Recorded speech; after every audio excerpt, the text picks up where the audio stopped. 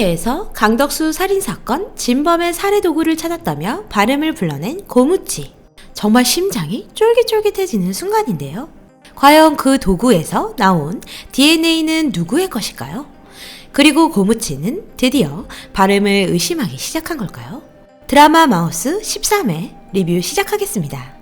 과거 살인자의 아이인 사이코패스를 낳는 것을 고민하던 성지은. 1995년 사과를 쪼개 먹던 20대 군복을 입은 괴한에게 납치를 당합니다. 차라리 잘 됐다며 죽여달라고 말하는 성지은은 어떤 한 청년이 구해주는데요. 하지만 죽게 두지 왜 살리냐며 화를 냈지만 그런 성지은에게 그는 아이를 꼭 낳으라고 말을 합니다. 그리고 수성 연쇄살인 사건의 진범이 잡혔다는 뉴스가 나오는데요. 과연 그 당시 잡힌 범인은 진범이 맞을까요? 강덕수에게 나쁜 짓을 당할 뻔했던 유나는 무언가 보았다며 증언을 했고 마음이 다급해진 발음은 그런 유나를 찾아갑니다. 역시나 발음임을 눈치챈 유나.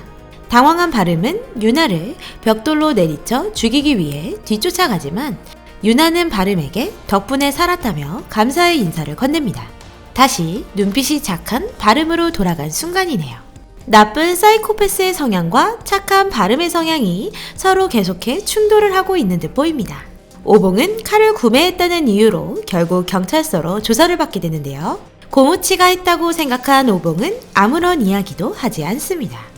그런 오봉을 보고 발음은 신상 형사에게 넌지시 증거물이 강하류까지 흘러가진 않았을까 라며 의문을 내던지는데요. 뭔가 알고 던지는 느낌이죠. 그렇게 강하류를 뒤지던 신상 형사는 진범의 칼을 찾게 된 것이고 그 칼의 DNA를 진행했던 것입니다. 하지만 납득하기 힘든 결과가 나왔는데요. 고무치는 당황스럽기만 합니다. 바로 그 DNA의 주인공은 교도소에 수감되어 있는 이재식의 DNA였습니다. 결국 수사는 다시 원점으로 돌아가고 고무치는 그 DNA를 진범이 조작해 놓은 것이라 깨닫게 됩니다.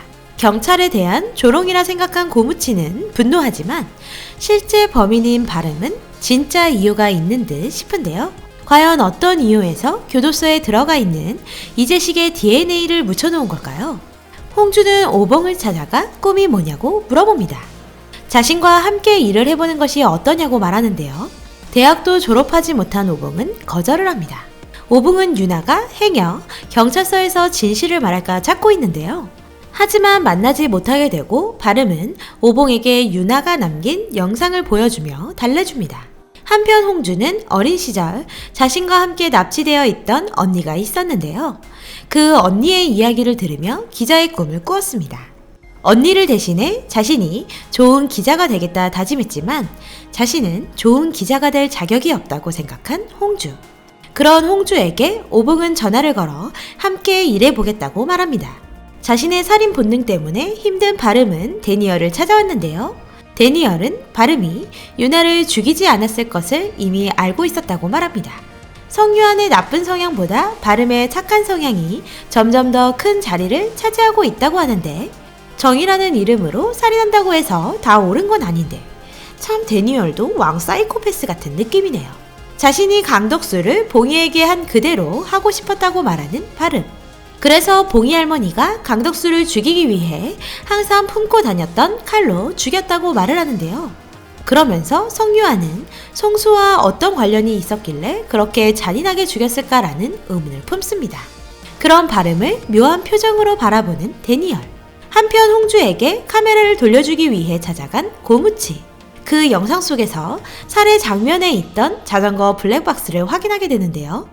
그 블랙박스에 범인이 찍혀 있을 거라 생각한 고무치는 바로 찾아가지만 블랙박스를 도둑 맞은 상태였습니다. 알고 보니 홍주의 짓이었네요.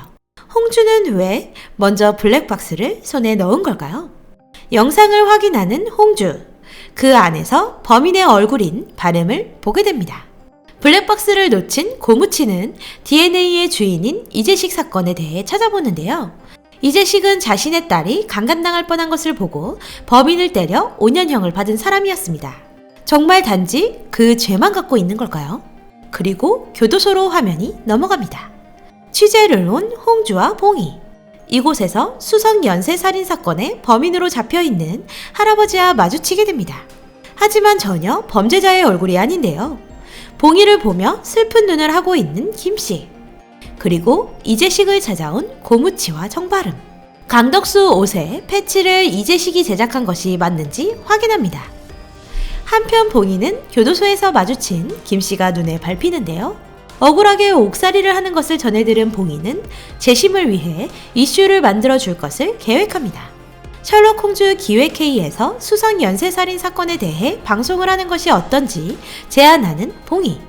홍주는 의도가 괜찮다며 자세히 증거를 찾아낼 것을 요청합니다. 증거를 찾기 위해 바름이 일하고 있는 증거보관실로 찾아온 오봉이.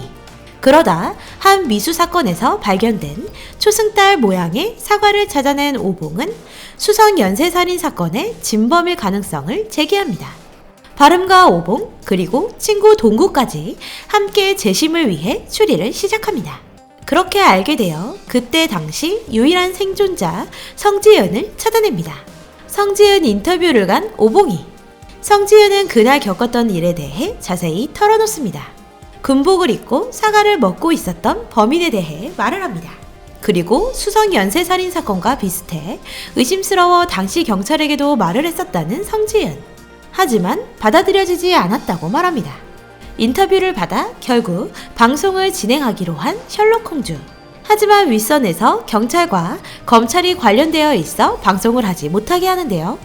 이에 화가 난 오봉이는 바름에게 억울한 사람만 불쌍하다며 화를 냅니다. 오봉을 보며 싸늘한 표정으로 변하는 바름. 무언가 뒤에서 계획하는 느낌입니다. 한편 다음날 신상 형사가 근무하는 경찰서는 발칵 뒤집어졌습니다. 바름은 전날 기자에게 특종이라며 신상 형사의 결혼할 신부의 아버지가 수성 연쇄살인마의 아버지인 김씨라는 사실을 흘린 것인데요. 일부러 이슈화시키기 위해서인겠죠? 큰 그림 그렸네요. 그리고 셜록 홈즈에서는 수성 연쇄살인 사건에 대해 다시 방송을 하기로 합니다. 방송을 시작하는 홍주. 역시나 김씨는 진범이 아닌 듯 싶은데요. 한편 사건에 대해 재조사를 했지만 수상한 점이 발견되지 않았다고 발표하는 경찰 측. 다시 사건은 원점이 되어버립니다. 또한 김씨를 찾아온 딸은 자신의 아버지가 범인이라고 생각하는 듯 보이네요. 그리고 방송을 토대로 추리를 시작한 고무치. 무언가 수상함을 느끼는데요. 의붓딸을 구하기 위해 벽돌로 내리쳤다고 말을 하는데요. 사실 알고 보니 딸 강간을 하려던 건 이재식이었고 썸 타던 오빠가 자신을 구하려다 이재식에게 맞은 것이었네요. 엄마와 자신을 죽이겠다는 협박에 진실을 말하지 못했다는 딸의 진술을 듣게 됩니다. 진짜 수성 연쇄살인 진범은 이재식이 아닐까요? 나이대도 수상하고 착한 척하는 모습도 누가 봐도 범죄자 같습니다. 그리고 당시 성지은을 구했던 그는 누구였을까요? 아이를 꼭 낳으라고 말을 했던 그 남자. 혹시 송수호는 아닐까요? 과거 프레데터에 의해 의자에 묶여 구타당한 후 불타 죽었던 권투 선수 송수호. 만약 성지은을 구해준 그 청년이 송수호라면 첫 살인 대상이 권투 도장의 송수호였던 프레데터에게 살인 동기가 주어진 걸 수도 있습니다. 연쇄살인자로부터 성지은을 구해내고 결국 엄마가 괴물 유전자인 자신을 세상에 태어나게 만들었으니까요. 송수호가 살려준 사람이 성지은, 즉 자신의 가족을 살해한 헤드헌터의 아내라는 걸 알고 꼭 낳으라고 한 건 아닐까요? 아마도 복수를 위해 낳으라고 한 건 아닐지 예상해 봅니다. 그리고 홍주에게 전화가 한 통 왔는데요. 강덕수 사건 관련 영상 파일을 갖고 오겠다고 말합니다. 홍주의 외부 미팅으로 인해 오봉이 대신 나가기로 합니다. 한편 데니얼을 찾아온 바름. 파란색 칫솔을 건네며 프레데터 검사를 진행하는데요. 그가 바름의 세 번째 타겟이라고 말합니다. 칫솔의 주인공 역시 프레데터로 판명납니다. 알고 보니 수성 연쇄살인 사건의 진범인 이재식을 미리 알고 있었던 정바름. 그가 출소하는 시기에 맞춰 이재식을 죽이려 했던 바름인데요.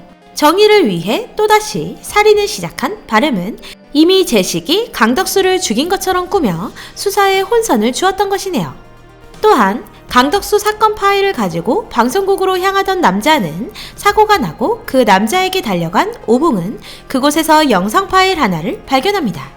확인을 하는 순간 강덕수를 죽이고 있던 바름의 모습을 보게 됩니다.